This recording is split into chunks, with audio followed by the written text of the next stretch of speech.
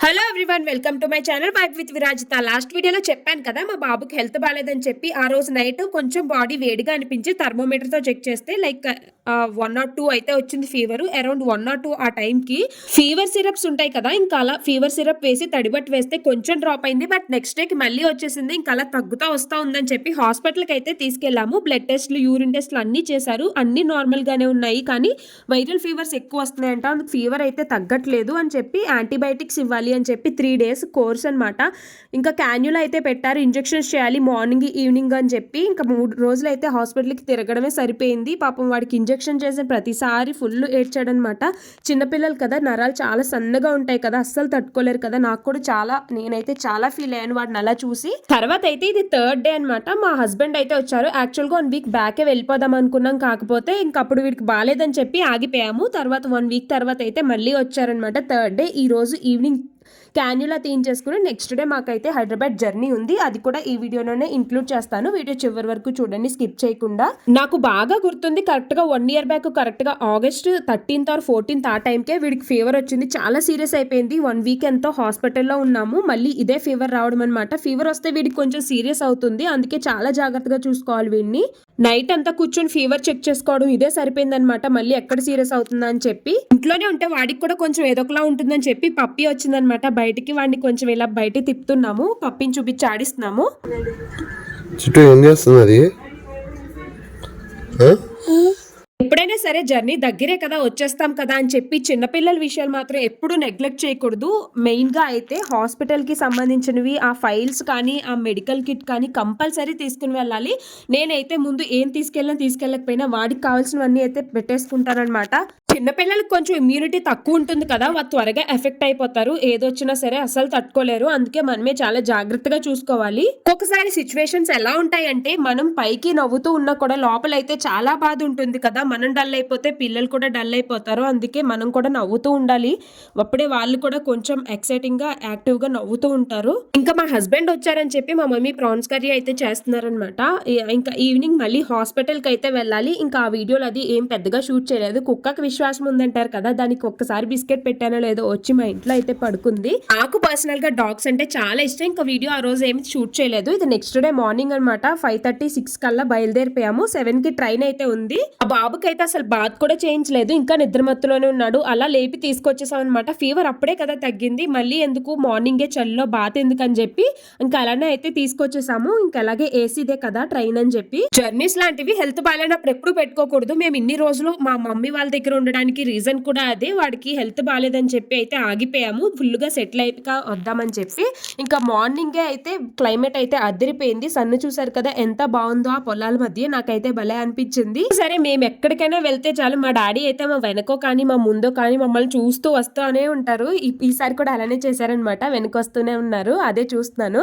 ఇంటి దగ్గర నుంచి ఒక 40 minutes ఎంతో జర్నీ ఉంటుందన్నమాట రైల్వే స్టేషన్ కి. ఇంకా ట్రైన్స్ ఎప్పుడు తెలిసిందే కదా, అనుకున్న టైం కంటే లేట్ గానే వస్తాయి. ఇంకా ఈసారి కొంచెం ఫాస్ట్ అనే చెప్పాలి. 7 కి రావాల్సింది 8 కి వచ్చింది. ఒక్కొక్కసారి ఇంకా లేట్ అయ్యేది. అసలు చాలా చిరాకు వచ్చేసేది కోయంబత్తూరులో ఉన్నప్పుడు అయితే.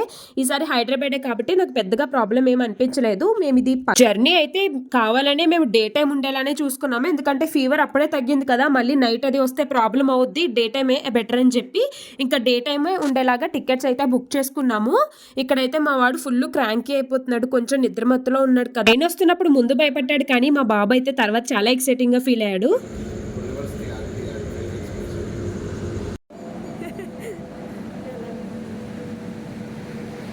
చెప్పు ట్రైన్ ఎలా ఎక్కుతావు చెప్పు. ట్రైన్ ఎలా ఎక్కుతావు, ఎలా ఎక్కుతావు చెప్పు ట్రైన్. నేను మా బాబుని ఆడించడానికి మ్యాక్సిమం ట్రై చేస్తాను. చాలా వరకు ట్రై చేసి ఇంకా నా వల్ల కావట్లేదు అన్నప్పుడు మాత్రమే ఫోన్ అయితే చూపిస్తానమాట. మా ఫాదర్ అదే చేస్తున్నారు ఇక్కడ. అస్సలు కంట్రోల్ చేయలేనప్పుడు మాత్రం కొంచెం స్క్రీన్ టైం అయితే ఇస్తాము. అది కూడా పాజిటివ్ స్క్రీన్ టైం అయితే ఇవ్వడానికి ట్రై చేస్తాను. అప్పుడప్పుడు వాడికి నచ్చినవి పెట్టుకుంటాడు, కాకపోతే పాజిటివ్ స్క్రీన్ టైం మాత్రం ఎక్కువ పెడతామన్నమాట. లైక్ ఆల్ఫాబెట్స్, లెర్నింగ్ స్కిల్స్ కొంచెం పెంచే ఛానల్స్ లాంటివి ఎక్కువ పెడతా ఉంటాము. తినేటప్పుడు మాత్రం ఈ మధ్యని కొంచెం పెడుతున్నాము ఫోను, ఎందుకంటే అస్సలు తినట్లేదు. స్క్రీన్ టైం మాత్రం బాగా తగ్గించాము. మొత్తం తినకపోతే బాగా నీరసం అయిపోతాడని చెప్పి ఇంక అప్పుడప్పుడు ఇలా పెట్టి ఫోన్ అయితే పెట్టి తినిపిస్తున్నాం అనమాట.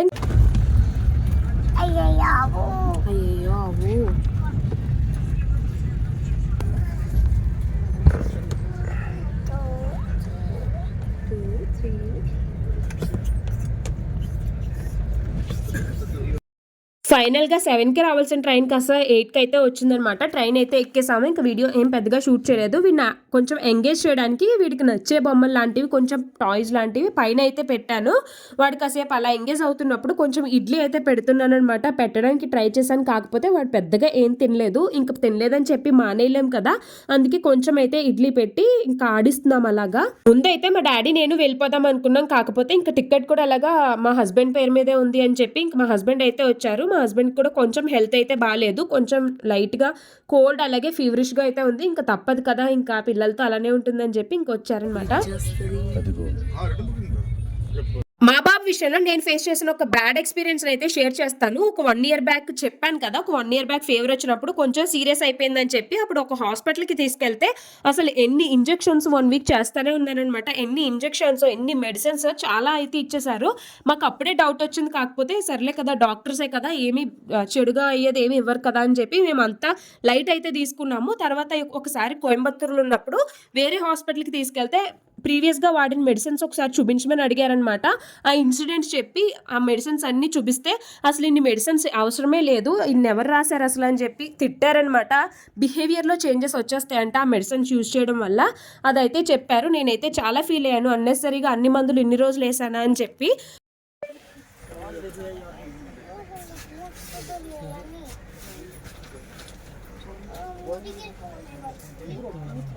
ఆ ఇన్సిడెంట్ అయ్యాక నాకు బాగా అర్థమైందనమాట. డాక్టరే కదా అని చెప్పి మంచే చేస్తారు కదా అని చెప్పి గుడ్డిగా ఒక్క డాక్టర్‌నే నమ్మేయకుండా ఒక మినిమమ్ 2 డాక్టర్స్‌నైనా కన్సల్ట్ అయ్యి ఒక డెసిషన్ అయితే తీసుకుంటే చాలా బెటరు. పిల్లల విషయం కదా చాలా కేర్‌ఫుల్‌గా ఉండాలి. లేని జబ్బుల్ని మెడిసిన్స్ వేసి తెచ్చుకోవడం అవసరమా చెప్పండి? మీకు కూడా ఇలాంటిది ఏమైనా ఎక్స్‌పీరియన్స్ అయిందా? ఎక్స్‌పీరియన్స్ అయితే కమెంట్ సెక్షన్‌లో నాకు కమెంట్ చేసి తెలియజేయండి. కమింగ్ టు ప్రెజెంట్ వ్లాగ్ నేను కొంచెం పాస్ట్‌లోకి వెళ్ళిపోయాననమాట. అప్పుడప్పుడు మనం కూడా ఎమోషనల్ అవుతా ఉంటాం కదా సిట్యుయేషన్స్ గుర్తొచ్చినప్పుడు. ఇప్పుడు కూడా అలానే అయింది. అండ్ ఇప్పుడైతే మా వాడు 4 అవర్స్ లాంగ్ న్యాప్ అయితే వేశాడనమాట. వాడితో పాటు నేను కూడా కాసేపు పడుకొని మా హస్బెండ్ నాకు తినిపిస్తుంటే నేను వాడిని ఎత్తుకున్నాను. నా దగ్గర ఉంటేనే వాడు ఎక్కువసేపు పడుకుంటాడని చెప్పి మ్యాక్సిమం వాడిని నా దగ్గరే ఇలా పడుకోబెట్టుకుంటా ఉంటాను. మేము కోయంబత్తూర్‌లో ఉన్నప్పుడు కూడా ఒకళ్ళు తినిపిస్తే ఒకళ్ళు వాడిని చూసుకోవడం అలా అయితే చేసేవాళ్ళము. పబ్లిక్‌గా ఇలా తినిపించుకుంటే కొంచెం ఆక్వర్డ్‌గా చాలా మందికి ఉండొచ్చు. కాకపోతే ఇలా చేయడం తప్పేమీ కాదని నా ఫీలింగు. తినిపించుకోవడమే కదా! ఇలా చేస్తే రిలేషన్‌షిప్ స్ట్రాంగ్‌గా అవుతుంది. అలాగే పిల్లలకి కూడా కొంచెం టైం ఇచ్చినట్టు ఉంటుంది అని చెప్పి ఇలా అయితే చేశామనమాట. మేము ఎవరిని పట్టించుకోము. మా కంఫర్ట్ మేమే చూసుకుంటాము. మీరు కూడా ఎలాంటి పర్సన్ అయినా కమెంట్ చేయండి. ఈవినింగ్ 6 ఆ టైంకి అయితే హైదరాబాద్ అయితే రీచ్ అయిపోయాము. లగేజ్ మాత్రం తీసుకెళ్ళడం చాలా కష్టమైపోయింది. అసలు పెద్ద ట్రాలీ అనమాట. చాలా బరువుగా ఉంది. మా హస్బెండ్ అయితే అసలు హెల్త్ కూడా బాలేదు కదా! కొంచెం ఇబ్బంది అయిపోయింది. ఇంక తప్పదు కదా అని చెప్పి ఇంక అలాగే బయటకు తీసుకొచ్చి క్యాబ్ బుక్ చేసుకుని ఇంటికైతే వెళ్ళిపోతున్నాము. ఆ రైల్వే స్టేషన్ నుంచి ఇంటికి వచ్చేలోపు పెద్ద వామిటింగ్స్ అయితే అయిపోయాయన్నమాట నాకు. మా వాడైతే పడుకున్నాడు కానీ నాకు మాత్రం వామిటింగ్స్ అయిపోయాయి. ఇంకా వీడియో ఏం షూట్ చేయలేదు. ఇంటికి వచ్చి లాంగ్ జర్నీ తర్వాత ఫ్రెష్ అయ్యి అలా కూర్చొని హ్యాపీగా ఫ్యాన్ వేసుకుని కూర్చుంటే చాలా ప్రశాంతంగా అనిపిస్తుంది కదా! మీకు కూడా అలానే అనిపిస్తుందా? కమెంట్ చేయండి. ఇంకా తర్వాత వీడియో అయితే ఏం షూట్ చేయలేదు. నెక్స్ట్ నుంచి వ్లాగ్స్ అయితే కంటిన్యూ చేద్దామని అనుకుంటున్నాను. ఈ వీడియో మీకు కనుక నచ్చితే ఖచ్చితంగా వీడియోని లైక్ చేసి ఛానల్‌ని సబ్స్క్రైబ్ చేయండి. Thank you for watching. See in the next vlog.